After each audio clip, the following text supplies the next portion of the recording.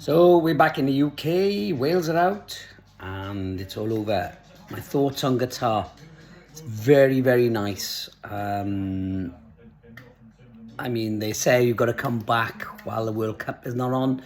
Do you feel under pressure from what you do? Maybe. It's very clean. It's very safe. There are no jails, or there are very small jails. Policing out there, friendly. Didn't see much going on. Saw the rainbow hat guy getting refused and turned around. But there was a guy with Calvin Klein rainbow on the back of his jacket yesterday. Walked around the stadium and he didn't get stopped. Doggy, come to have a look. Just give my last vlog. Very beautiful place. Very set up, the infrastructure set up for the tube, the metro and the buses was second to none. Excellent. Couldn't fault it. Taxis, got an Uber straight away, and it was only $7.50 to travel about from Cardiff to Bridgend. So we actually travelled from the distance of Swansea to Cardiff, and it cost us about £15. And that was because we were moving around. We wanted to see Doha, not just in the hotel. We went to the first apartments, which were rushed. You could tell they were rushed. You could tell that there was no finesse finishing the pavements, but they were finished. They were furnished. They were a bed for a night. The locals were excellent. We arrived early on the 19th, and we saw more locals than anything else, and they were very friendly. Didn't see much of the national dress attire for both male and female, only on the adverts. What else did I think? The fan zone was a bit chaotic when everybody started coming in on the 25th. It wasn't finished. It wasn't, again, another rushed situation. The cabins are okay.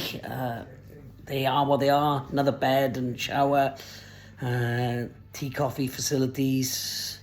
So that was all right. We did have a flood in the first one as we opened the door. So they moved us, no hassle, to 2 doors down near the complex. The second one had no hot water, and I complained at 1 o'clock in the night, and the plumbers were there at 2 o'clock in the night and fixed it. So I got no qualms about that. Like again, the second hostel, second apartment, could call it a hostel. They're gonna was also finished. There was a couple of snags around the place, but nothing we couldn't get around. Prices, everyday prices were much the same depending where you went. If you went to anywhere near the locals, where the locals shop, they were actually very cheap. If you went fan zones and other things like that, they were very dear. Bottle of wine cost me £30, but also a bottle of champagne was £30. I don't like champagne, but I do like wine. I do like red wine, so it was a good wine.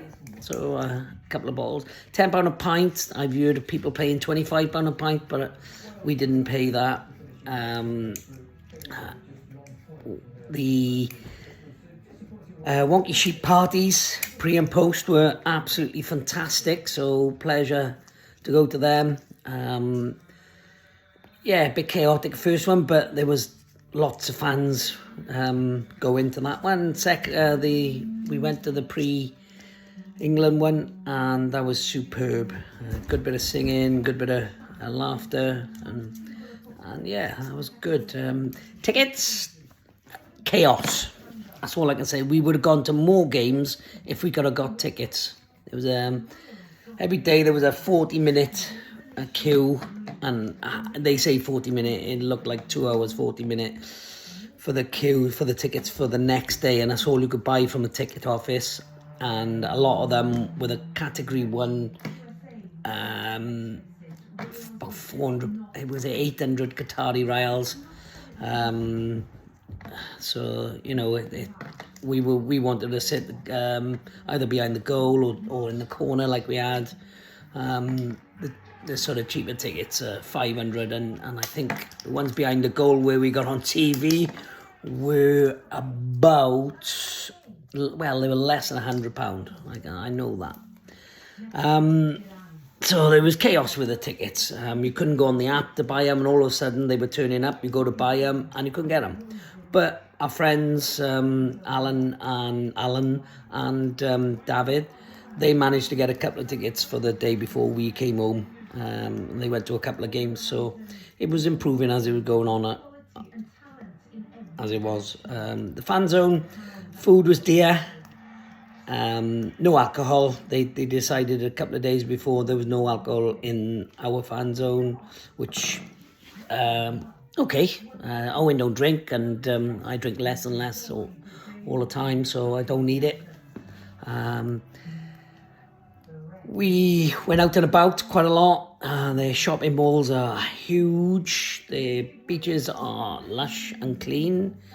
The souk, we went to the souk market, which was brilliant. S4C interviewed us there, and the Telegraph, and Reuters also interviewed us. That was good fun. It's where you go to eat, and like the local dishes. We didn't eat the local dishes. Didn't want to risk being ill or not liking it. What did we eat mostly? Steak, burgers, pizza, pasta, fruit, and the occasional burger. So I'm sick of burgers, so don't give me another burger. We come home, traditional food at home. All in all, I felt that you were always being watched, and there was cameras everywhere. Everywhere you went, there was cameras. There was cameras, much more than in the UK. Suppressed, yeah, felt a little bit. Felt being followed sometimes, but who knows? There was a guy behind us in the sports shop, and then he ended up coming towards us and interviewing us, and he said he was from Reuters, and he had a Paris Saint-Germain shirt on. Wanted to get, did we have any negativity, whether they were looking for a story or not? I don't know. But certainly, I don't know. You never know. They'd just be looking us out. Would I go back there? Yes. Would I go back there out from the World Cup? Yes, because everything actually, talking to people that were local to there, was a lot cheaper. The flights are probably a third of the price that we paid. The hotels, we paid £163. They reckon you can stay in the Hilton for £90 a night. So wherever the Hilton is. But I didn't get to that. We got to the Intercontinental, which was very nice, and the Magnum, which was very nice. We had a couple of drinks watching a game in there. Bars are not bars, as in down the high street. They're normally a few floors up, in and away from the public eye. You have, you can drink. You can drink in moderation. You can't be drunk out there. I didn't see anybody that was drunk out there. Didn't see any trouble. No trouble whatsoever. No arguments, no misunderstandings. The taxi drivers drive like it's the Grand Prix. Some of them. We had two very good ones. I can't think of anything else to say, but they've obviously set up for the World Cup, but it looks rushed in some areas. I mean, there was chaos reported in other parts, in other festival parts, I should say. But we didn't get to them. We met a lot of nationals that wanted to chat. Especially where your bucket hats. I think they went down well for identification that we were Wales, not even though we speak English or sometimes Welsh, they were identified as us. But all in all, the experience was once in a lifetime, absolutely brilliant. Yes, the football could have been better, but we are 16th in the world, 18th in the world. We didn't deserve to get in the top 16. There's a lot of youth coming through that I think will benefit us in the future, but they need to get, a few more caps underhand. I think the tactics were wrong, but hey ho, I'm not the manager, I'm not the person with there at the helm that is going to answer to everything. But proud of being Welsh, proud of the football team, proud to go to the World Cup. Absolutely. Only seen one goal for us, but who cares? Can't think of anything else that, no goods, no bads. I would say the positives outweigh the negatives. And I think that's it. Thanks for watching.